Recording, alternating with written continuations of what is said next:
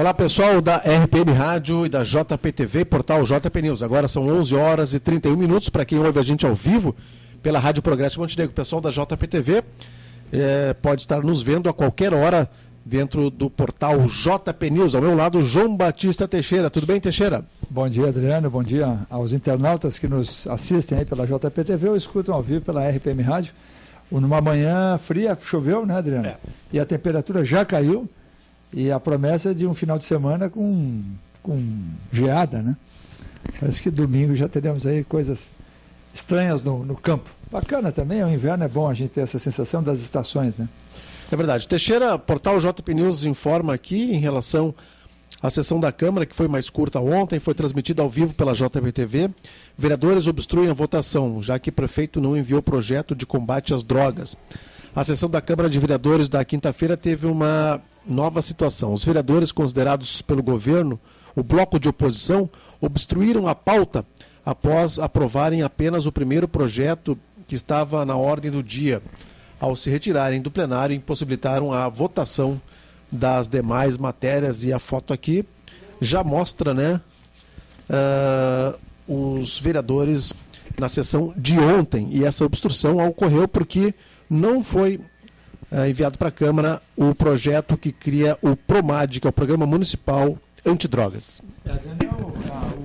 Como diria assim, o amor é lindo, né? E essas coisas todas só prometem, Adriano, uma situação para o município cada vez pior, né? O pessoal acirrou o discurso, né? E agora o desentendimento é interminável, né? Pois é uma pena, o município... Eu acho que esse pessoal se sente muito orgulhoso. Eu vejo, Adriano, muito orgulho de parte a parte, né, nessa brigalhada toda. Tanto a oposição quanto a situação acham que estão por cima da carne seca, né? Eles acham que estão fazendo uma grande contribuição para o município e eu acho que estão prestando um desserviço. Tanto um quanto o outro, né? Existe um limite para essa brigalhada, né? E esse limite, no meu entender, já foi transpassado. Eu acho que a gente deveria exigir, eu digo a população, né? Deveria exigir uma postura mais sóbria, porque são dois bicudos que não se beijam, né, Adriano? O prefeito de um lado, executivo, legislativo, e há um jogo esquisito aí. Nós mesmos já cutucamos esse detalhe, me parece um tanto quanto inédito aí na mídia local, de indagar por que o processo de impeachment não vai para frente, né, Adriano? Ninguém está aqui advogando o impeachment, mas pela fúria de alguns membros aí do Legislativo, marcantemente o presidente da Câmara, o Krantz, e o Márcio Miller, né, eles tinham uma absoluta convicção dos erros imperdoáveis, digamos assim, no entender deles, do prefeito, que erros esses que gerariam Adriano, um processo de impeachment, né? E agora a coisa ficou aí né? A montanha até aqui pariu um rato, né? Ou seja, toda aquela brigalhada, o movimento, CPI, e não aparece um cidadão. Engraçado isso, né, Adriano? Não tem um amigo, um parente desses vereadores, coloca-se aqui também dentro dessa linha de oposição, o vereador Tuco, né, do PT, e o Gustavo Zanata, né, do PP, não é, Adriano? Que nenhum deles, digamos assim, se candidata, né, a abrir esse processo. Por quê? Será que aquele sétimo voto, Adriano, que com o falecimento do saudoso Joacir Menezes, será que aquele sétimo voto do vereador Edgar Becker teria sido ele cooptado ou um outro voto, né? Essa é uma indagação que não é que não possa calar, não deve calar, né? Afinal de contas, foi muito escandalosa aí a atuação de alguns vereadores na direção de que nós estávamos aqui perto do apocalipse municipal, né? Exatamente. E agora, com um apontamento de 40 motivos, né? Bom, exatamente. Então o vereador Krantz foi entrevistado pela repórter Clarice e ele disse que não há nenhuma negociação. Mas se não há nenhuma negociação ou não há o temor, acreditamos evidentemente na palavra do vereador, mas se não há nenhum temor de que o processo de impeachment possa, digamos assim, fracassar, né, Adriano? Por que ele não é deflagrado? É uma pergunta que eu acho que as pessoas têm que responder. Essa nomeação do vereador José Alfredo Schmitz, aliás, do ex-vereador, né, para a SM, para a Secretaria Municipal de Obras de Viação, né, será que isso tem alguma relação, Adriano, com esse famoso 7º voto? Né? São coisas que precisam ser indagadas, porque senão a imprensa cai no terreno do amém a um lado ou outro. Né? Não é o nosso caso. Nós não temos compromisso nem com um lado nem com o outro, nós temos compromisso com a verdade e com aqueles que nos escutam, com aqueles que nos leem. Muito bem, Teixeira. 14ª Semana Farroupilha no Parque Centenário terá a 3ª edição do Festival Raiz da Canção. A 14ª Semana Farroupilha do Parque Centenário terá início no dia 13 de setembro, mas já no dia 9 será realizado um fandango no CTG Os Lanceiros, onde acontecerá o lançamento oficial do evento. Raiz da Canção acontece em 2 noites. No dia 13 ela será realizada em São Sebastião do Caí e aqui no dia 17 em Montenegro, a 3ª edição do Raiz da Canção, que é um espetáculo em termos de qualidade musical, né, Teixeira? Realmente, Adriano, nos enche de satisfação de participar desse evento, agora, como disseste muito bem, a 3ª edição. E há que dizer o seguinte, Adriano, nós temos na Semana Farroupilha, existe a chama crioula, né?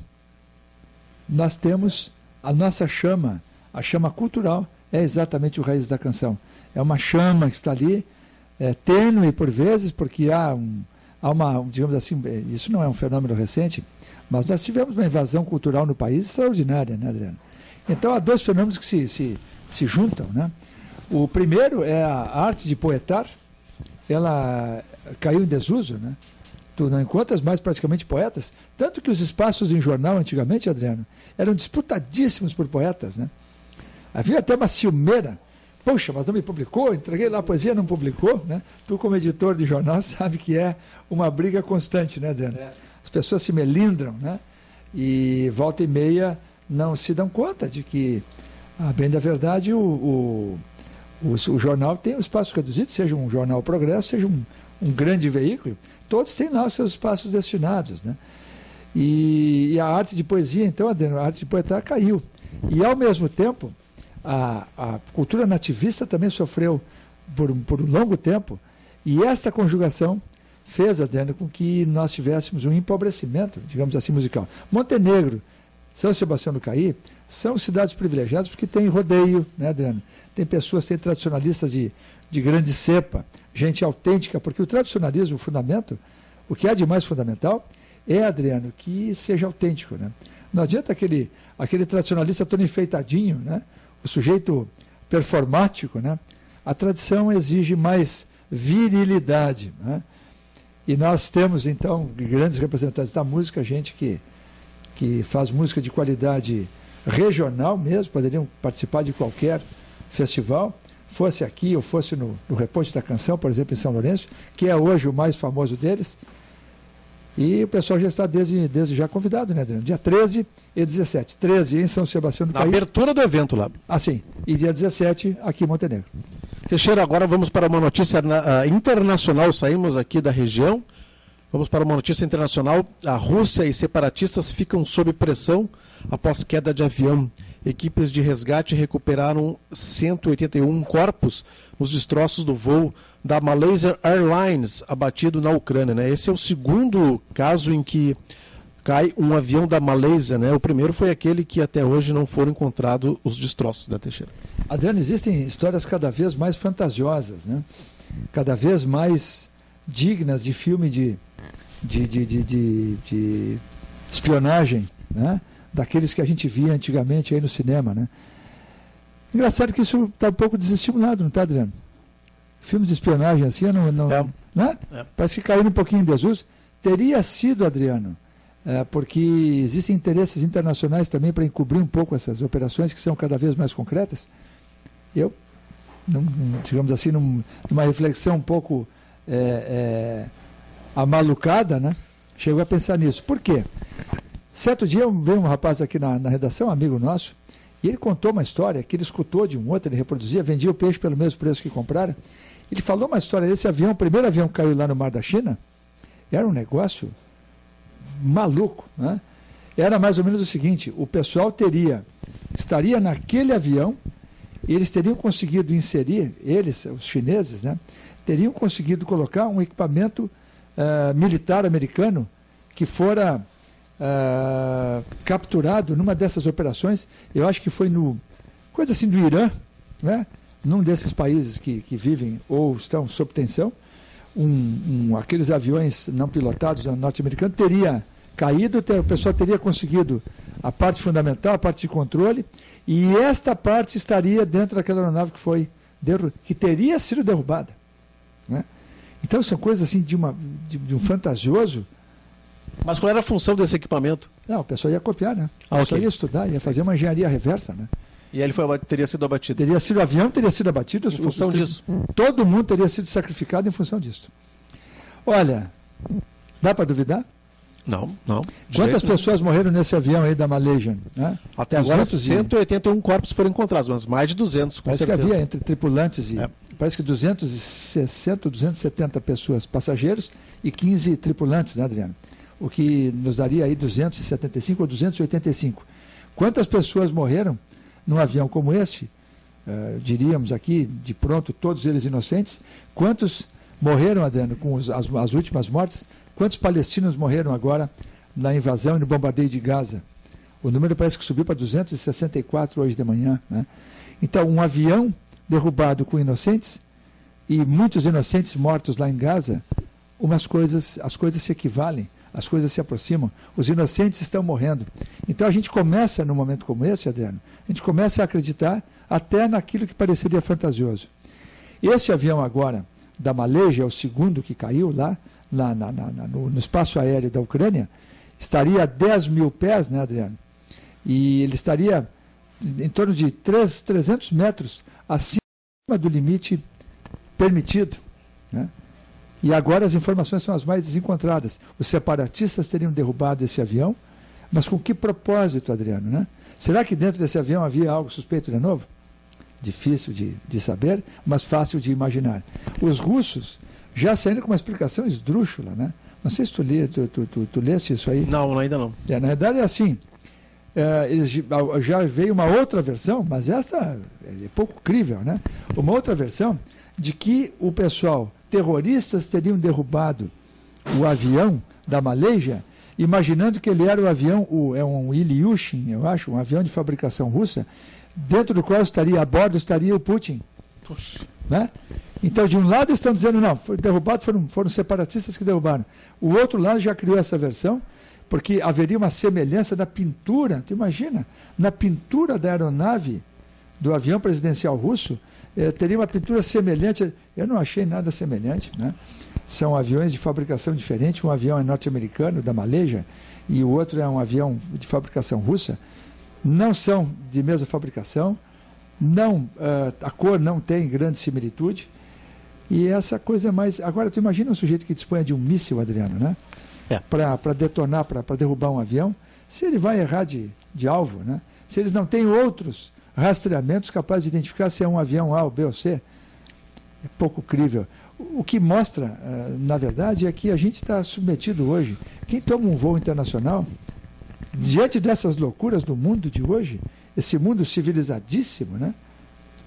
Nós estamos sujeitos a sermos enviados para o outro lado, sem que saibamos qualquer razão, sem que tenhamos cometido, né, Adriano? E sem que nenhum tripulante tenha cometido qualquer erro. Os aviões antes caíam por falha mecânica. Depois, com o progresso da tecnologia, passaram a cair por falha humana. E agora podem começar a cair por propositalidade humana. É impensável, uma coisa triste demais, mas é o mundo que temos. Muito bem, Teixeira, a gente vai dando sequência aqui às informações, ao nosso desfile de informações. Já está aqui uma matéria feita com o ex-prefeito de Parecis Novo, Erigino José Francisco. Ele fala que a disputa por divisas entre Parecis Novo e São José do Sul pode revelar irregularidades de votos. Essa é a informação do ex-prefeito Erigino. Ele está ameaçando, inclusive, processar os moradores de Parecis Novo que votarem em São José do Sul. É uma briga aí territorial entre os dois municípios e o ex-prefeito aí está encampando essa briga, né, em defesa, segundo ele, do município de Parecis Novo. O ex-prefeito Erigino, eu apostaria que ele tem informações seguras, né? Conhecendo um pouquinho da personalidade dele, ele é uma pessoa inteligente, bem informada, né? Contestado por uns e outros, mas ele, como diriam como diria o meu avô, meu pai, para burro não serve, né? Um homem inteligente. Então, se ele está levantando essa bola, é porque deve ter fogo nessa fumaça, né? Seja como for, Adriano, de novo, entre no terreno do crível ou não, do verossímil ou não, passa a ser, né? Porque nesses municípios, houve aí, no próprio caso da eleição do prefeito Riffel, qual foi a diferença de votos, Adriano? Foi 4, alguma coisa assim, 4? Não me lembro, mas foi. Não chegou a 2 dezenas de votos? Não chegou, não. Bom, em Montenegro, que tem um colégio eleitoral muito maior, a diferença foi de 56 votos, não foi? Quer dizer, então, de fato, um voto daqui, um voto de lá, uma família inteira que eventualmente migre, né, na fronteira, e, sobretudo, se isso for cooptado, né, Adriano? E o ex-prefeito está denunciando ainda que tem um vereador eleito por São José do Sul que reside em Parecis Novo. Pois é, são coisas aí a ver, né?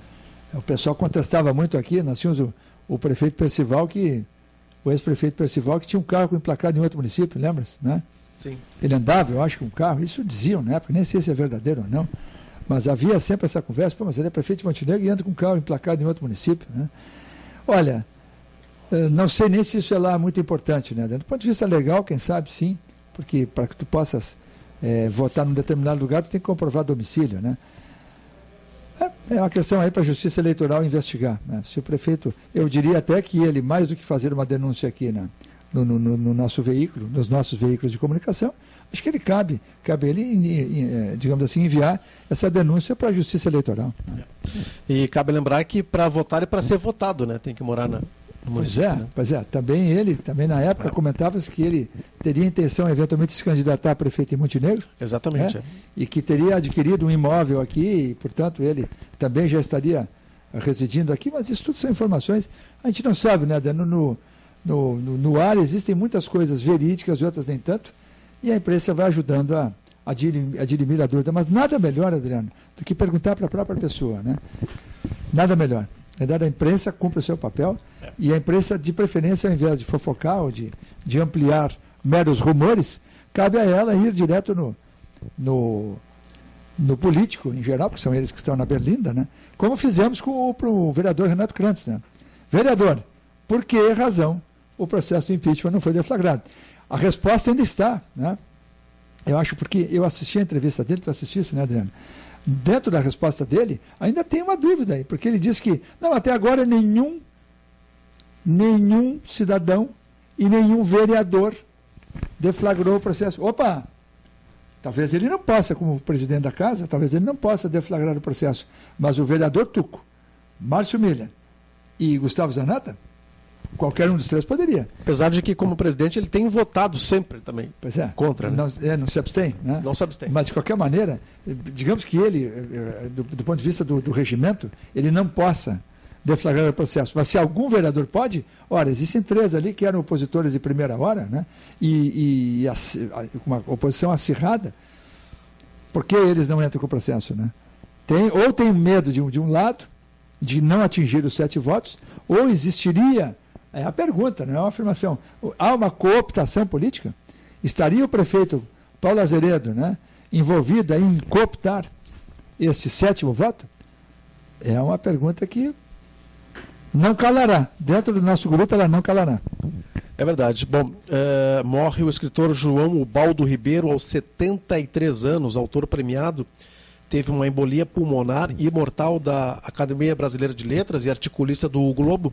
Ele deixa romances consagrados como Viva o Povo Brasileiro e A Casa dos Budas Ditosos.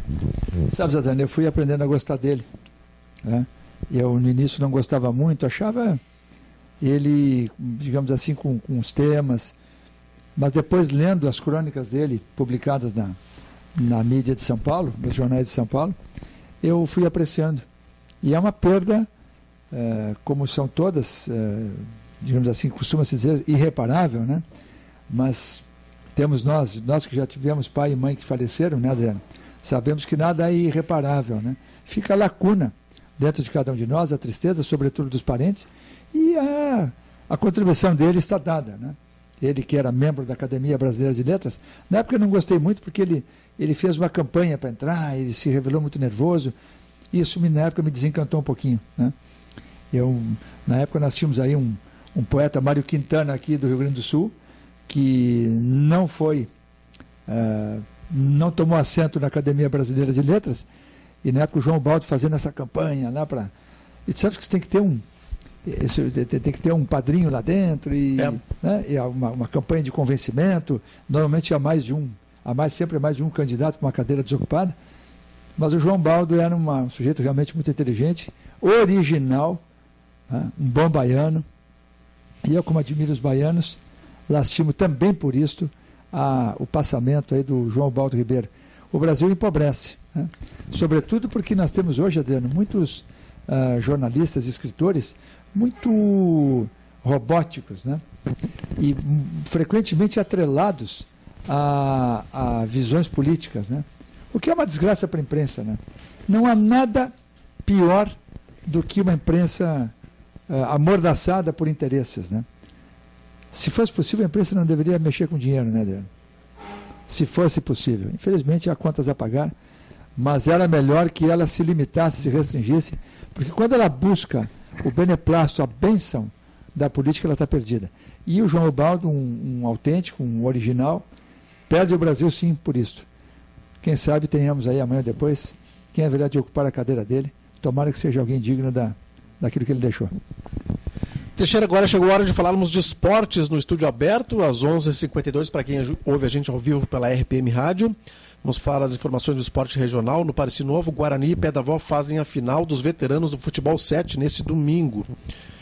Também as quartas de final começam a ser disputadas neste sábado lá no Cantegril Clube. Já no Grêmio Gaúcho, o jogo entre Elite e Open Bar ficou para este sábado. Em Harmonia, Milionários bate Nova Santa Cruz e joga por um empate. Na dupla Grenal, o Grêmio empatou ontem, com sabor de derrota, porque jogou em casa, e o Inter foi derrotado lá no Itaquerão, 2-1 para o Corinthians. Vamos primeiro para o esporte local, vamos lá. A nota maravilhosa aí, o Pé da Vó é espetáculo. Pé da Vó. Nós estávamos aqui ontem na redação revisando aí essa edição, e o Pé da Vó foi motivo aqui de pessoa bem humorado, né? Que bacana esses nomes. Aliás, o Grêmio Gaúcho, o Cantegril também tem alguns nomes de times aí espetaculares. Geralmente, né? Os nomes no Grêmio Gaúcho são ligados a bar, a bebedeira, né? Não, bacana o negócio. Mesmo o Cantegril também tem dessa nota cômica, né? De humor. Eu gosto muito, sabe, Daniel? Eu acho que, aliás, quem se leva muito a sério, uma das desgraças da vida é se levar a sério demais, né? Sim. O homem só amadurece quando ele começa a rir de si próprio. Por isso que os vaidosos, aqueles muito vaidosos, né, eles são incapazes de rir de si mesmo, porque eles, pelo contrário, eles ou não erram, né, ou eles não admitem que erram, ou então se martirizam porque erraram, né, porque a vaidade, o erro, é uma espetadinha na vaidade. Então esse lado cômico, essa coisa de rir de si próprio, eu acho admirável, né, gosto demais disso, acho que é uma coisa inteligente, né. O humor é sempre... ele é primo irmão da inteligência. Quanto ao Grêmio Inter, o que dizer, Adriano? O Internacional... o Internacional que ganhou o segundo tempo. Olha onde nós estamos chegando, né? O Abel que saiu satisfeito, né? Coisas inacreditáveis. O time perde e o treinador sai feliz, né? Resta saber se a torcida compartilha, né? E quanto ao Grêmio, Adriano, risível, né? Não é só o fato de o Grêmio ter empatado dentro da arena contra um time que, faça-me o favor, o Goiás não pode tomar 2 pontos do Grêmio, né? Dentro da arena não. Mas o que é mais risível é o seguinte, o Grêmio completou 4 jogos sem fazer um gol. Isso é muito pior, né? Muito pior do que o empate. Isso pode acontecer, o Goiás é um time que mal administrado ele não é. Ele era treinado pelo Anderson Moreira, né? Portanto, o Grêmio o tirou de lá. Na verdade... o Grêmio não jogou contra o vento, né? Então por isso não é tão grave assim. Mas não fazer um gol sequer em 4 jogos, isso é grave, né? E eu diria, mais grave ainda é o Grêmio manter a mesma equipe, né? E ainda mais grave é continuar apostando no Barcos, né? Que vem sendo vaiado agora, né, Adriano? É um argentino que, olha, eu diria assim, dá o passaporte para ele, devolve o passaporte. Diz ao meu amigo, ó, boa sorte, né? Acho, Adriano, que é a hora de o Barcos ir embora, né? Agora vem a notícia aí de que o Lucas Coelho, né? Diz que vai, olha os absurdos que a gente tem que ler. Vai se inspirar, né? Pô, mas vai se inspirar em quem? No Van Persie. No Van Persie, da Holanda. Não, mas o mais engraçado é o seguinte, vai se inspirar no Van Persie, por quê? Porque o Van Persie se desloca bastante. Pelo amor de Deus, né, tia? Quer dizer, então o Lucas Coelho até hoje estava achando que ele ficava como um prego ali na área, né? Espetado, uma estaca espetada na área. E o pior é que o Van Persie não jogou nada na Copa também, não é uma referência, né? Jogou abaixo do que podia. Muito abaixo. Fez um golaço, né? No primeiro jogo, né? No primeiro jogo e ficou devendo depois. Devendo, né? E ainda nos castigou, ainda bateu o pênalti contra o Brasil. Ele entrou na hora, digamos assim, ele entrou em ação na hora errada, né? Foi ainda para castigar ainda mais o Brasil. Mas, Adriano, eu me pergunto o seguinte, o Grêmio emprestou o Yuri Mamute e está no Botafogo, né? Mas será que o Mamute é pior que o Barcos? Eu estou falando do ponto de vista de efetividade, né? Mas será que tem que trazer um sujeito e manter um camarada desse a peso de ouro? Porque ele barato não é? Para não fazer um gol sequer? Por favor, né? Olha, eu vou mais longe. Eu acho que o Grêmio vai jogar contra o Figueirense amanhã. Joga parece que às 6h30 ou 7h30. 18h30 ou 19h30. Olha, se o Grêmio sai de lá com resultado negativo, porque o Figueirense está na rabeira, né? E vem bater o Curitiba, vem agora tentando, depois da intertemporada, vem tentando fazer uma nova carreira ascensional. Se o Grêmio perder para o Figueirense lá no Estreito, eu não sei não. Eu acho que o Anderson Moreira vai ser questionado. E aí aquelas fantasias de que o Felipão vai voltar, eu acho que vão ganhar corpo, né? Não é possível. Não tem, o Grêmio tem uma equipe agora, com Juliano, acabou de chegar, mas é Juliano, Alain Ruiz, né? Luan, que é uma promessa. Fernandinho, uma promessa. Pô, o treinador que começa a ter esse material, é como se tu estivesse dando as famosas essências, né? E a comida de péssimo gosto, péssimo paladar. O treinador é um cozinheiro. Ele tem que equilibrar os pratos, né? Começa, empata, e nem gol, mas não dá nem para gritar gol. Torcendo do Grêmio a 360 minutos, pelo menos, porque a menos que tenha feito um gol no jogo anterior, no último minuto, no mínimo, o Grêmio tem 300, o torcedor do Grêmio a 360 minutos não sabe o que é gritar gol. Não dá para aguentar. Que coisa impressionante, né? Bom, Teixeira, para finalizar o programa, agora a CPI do vídeo monitoramento deve ser concluída ainda nesse mês de julho, né? E é incrível aqui o contraste que existe entre Montenegro e outras regiões, em outros municípios do Vale do Rio Caí, lá na região de Feliz. O vídeo monitoramento já foi responsável pela prisão de vários meliantes que estavam roubando pela cidade, tudo graças ao vídeo monitoramento. Portanto, aqui estamos atrasadíssimos nesse processo. Né? Bem, Adriano, de novo aqui, nada como harmonia entre os poderes executivo e legislativo, né? Agora, aí dizem, o pessoal da situação, vale esse comentário, porque a gente acaba sabendo um pouquinho daqui e de lá, né? O pessoal da situação diz que essa CPI é burra, né? Porque o pessoal os que propuseram a CPI, estariam, isso na versão do pessoal da situação, teria sido uma CPI muito infeliz, porque realmente havia irregularidades, né, no processo, e quem, digamos assim, quem participou da licitação não poderia ter participado. Durma-se com esse barulho, né? Seja como for, a pergunta que ficaria é a seguinte: então agora vem o impeachment, né? Vamos, não sei, não sei. Mas a pergunta é de novo, agora, né? A pergunta, claro. Para montar uma comissão parlamentar de inquérito, né? É para derrubar prefeito. Então agora conclui-se a CPI. Então agora vamos pedir, algum vereador, alguém da situação da população vai ficar mais indignado e pedirá a abertura do processo de impeachment. A ver, né? Nada como essa harmonia aí e a gente que tem que, na realidade nós temos que repercutir isso, né, Adriano? Como comentarista, repercutir. E como veículo de comunicação, veicular coisas dessa natureza. Faço jus ao que os antigos diziam: durma-se com esse barulho. Teixeira, ficamos por aqui com o estúdio aberto. Muito obrigado pela participação, Teixeira. Bem, Adriano, nós voamos hoje, foi o avião que caiu na Ucrânia, falamos da morte do João Baldo Ribeiro e da morte do bom senso aqui em Montenegro, né? Estamos matando gente demais, está faltando bom senso nessa cidade. É preciso que os dois lados cedam, porque dois bicudos não se beijam, esses bicudos não vão recuar pelo jeito, Então, quem sabe, um poder moderador, Adriano, né? Que pode ser o bom senso exigido pela população, faça com que os dois recuem, né? Quem sabe as coisas retornem, porque nenhum dos lados vai ceder, então quem sabe cedam os dois e encontrem caminhos melhores para a municipalidade. E quem sabe nós tenhamos gente, a própria associação comercial, quem sabe ela possa costurar uma coisa nessa direção, dizer, vamos, ou mesmo um ex-prefeito, um ex-vice-prefeito, possam dizer, pessoal, quem sabe a gente busca um caminho de conciliação para o benefício do município e não das pessoas. Um abraço a todos. Até mais, pessoal.